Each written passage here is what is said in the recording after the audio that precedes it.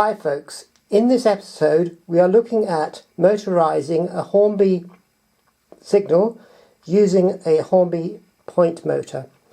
Here's the signal and here is the point motor and here is the adapter plate.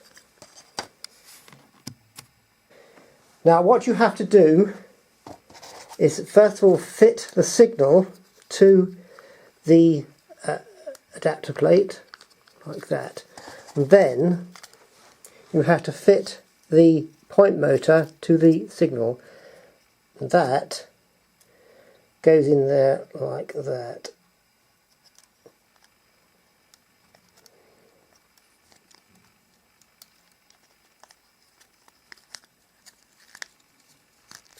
That clips into place, so the whole assembly looks like this.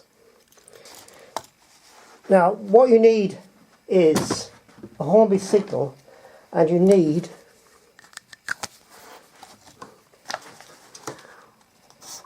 Hornby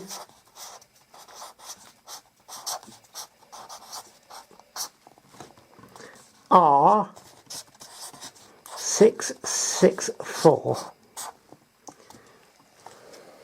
or Triang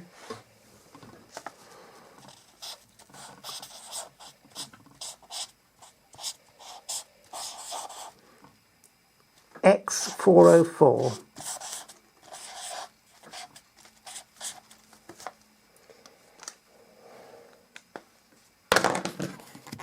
In this close-up view, it shows you how the signal is controlled by the point motor.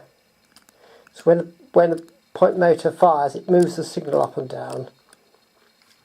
Point motors have been discontinued by Hornby because they didn't sell very well, but there's plenty of them hanging about on eBay. You can buy one for about £10. There's two kinds. There's one kind that's made from plastic, another kind that's made from metal. And if possible, buy the metal one and not the plastic one.